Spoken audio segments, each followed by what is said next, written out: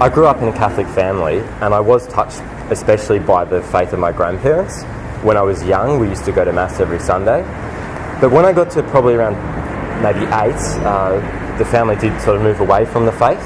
I still went through all Catholic schools, but regular Sunday Mass wasn't part of our program. We weren't a particularly religious family, but I knew that faith in God was very important to my parents. My parents were both non-practicing. My mother was a Catholic, but my father was Anglican. All of his family were Anglicans. And so while we didn't really receive the example of practice of the faith, except my mother did take us to midnight Mass at Christmas, which we loved, it was such an experience. My parents actually enrolled my sister and I in children's liturgy when we were really young. So we followed through with that until about when we were teenagers. And we actually have a youth group in our parish that's pretty active, and my sister got involved with that first, and she left for Sydney, and then it was my turn.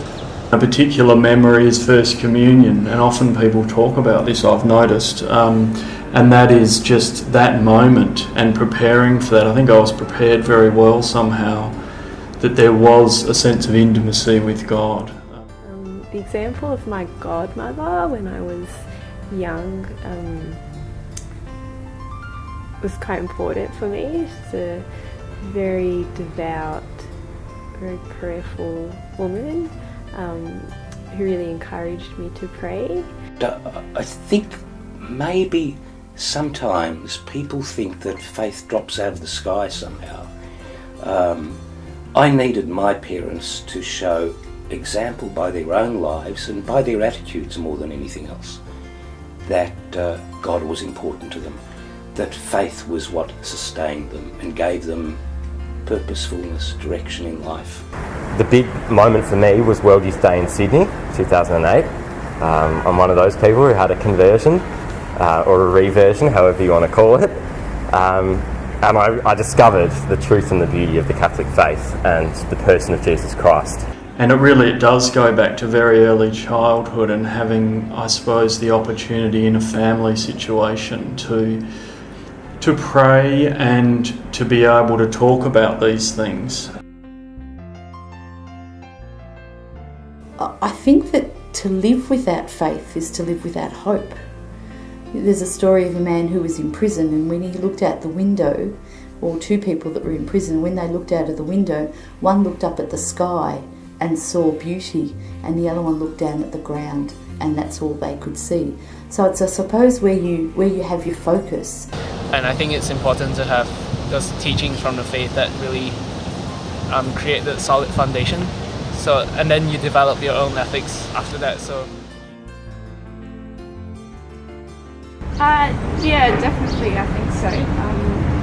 I guess everything that's in our face all the time in the media and just the lifestyle that's generally accepted isn't one that always agrees with the faith. I think people are very standoffish about the church and standoffish about willing to identify themselves, of faith, but very intrigued by it. And I think everyone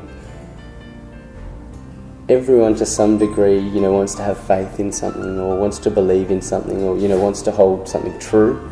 Even in the midst of an affluent, relativistic, postmodern culture, there are still signs that young people are contemplating those deeper questions, searching for spiritual answers or answers of justice to those questions that sometimes our culture, our capitalistic kind of culture, doesn't want to encourage.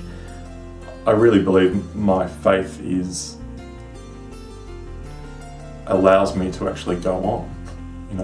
I do believe that life is good. I believe that Jesus rose from the dead, and therefore death doesn't determine us, that sin isn't the last word, that there is forgiveness. All these things that seem so basic, but they are the centre of all relationships. That the challenge there is to move deeper Because if it doesn't move deeper, it'll just be left aside. The childhood notions of faith no longer make sense. It has to, or faith always has to be going deeper and moving on. Otherwise, it becomes stale and left aside, no longer relevant to our lives.